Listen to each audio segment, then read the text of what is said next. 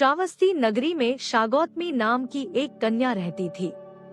गौतमी उसका असली नाम था। काम करते करते वह जल्दी थक जाती थी, इसीलिए लोग उसे शागौतमी के नाम से पुकारते थे। गौतमी ने जवानी में प्रवेश किया और उसका विवाह हो गया। गौतमी गरीब घराने की थी, अतः उसकी ससुराल के लोग उसका यथोचित आदर नहीं करते थे। कुछ समय बाद गौतमी के एक पुत्र हुआ।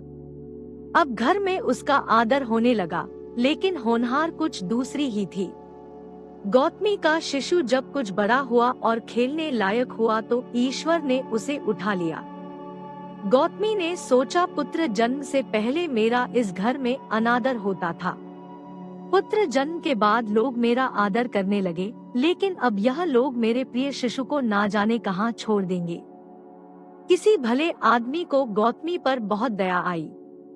उसने सोचा, इसमें इस बेचारी का दोष नहीं, यह पुत्र शौक से पागल हो गई है।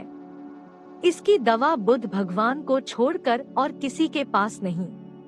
उसने कहा, देवी तुम बुद्ध भगवान के पास जाकर उनसे पूछो। गौतमी अपने शिशु को गोद में ले जहाँ बुद्ध पालथी मारे बैठे थे पहुँची और अभिवादन करके बोली, महाराज मेरे पुत्र को दवा दीजिए। तथागत ने कहा, तूने अच्छा किया जो यहाँ चली आई। देख, तू इस नगर में से जिस घर में किसी की मौत ना हुई हो, राई के दाने मांग लो, फिर मैं तुझे दवा दूंगा। भगवान की बात सुनकर गौतमी बहुत प्रसन्न हुई और राई के दाने लेने के लिए जल्दी। पहले घर में जाकर उसने निवेदन किया, देखिए बुद्ध भगवान ने मुझे आप लोगों के घर से राई मांग कर लाने को कहा है, आप लोग राई देने की कृपा करें। गौतमी के यह शब्द सुनकर एक आदमी झट से घर में से राई के दाने ले आया और गौतमी को देने लगा। गौतमी ने पूछा, पहले यह बताइए कि इस घर में किसी की मौत तो नहीं हुई?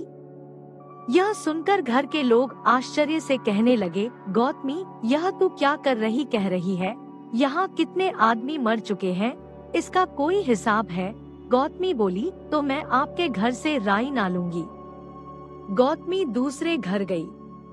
सब जगह यही जवाब मिला। उसने समझा शायद सारे नगर में यही बात हो। उसे एकदम ध्यान आया कि बुद्ध भगवान ने शायद जानबूझकर ही मुझे राई मांगने के लिए भेजा है।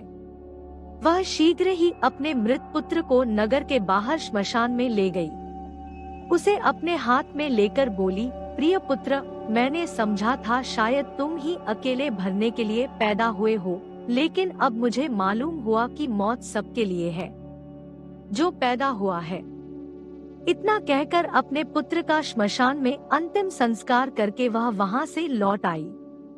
लौटकर गौतमी बुद्ध के पास गई। बुद्ध ने पूछा, गौतमी राई के दाने मिल गए? गौतमी ने सिर हिला दिया। वह सच जान चुकी थी।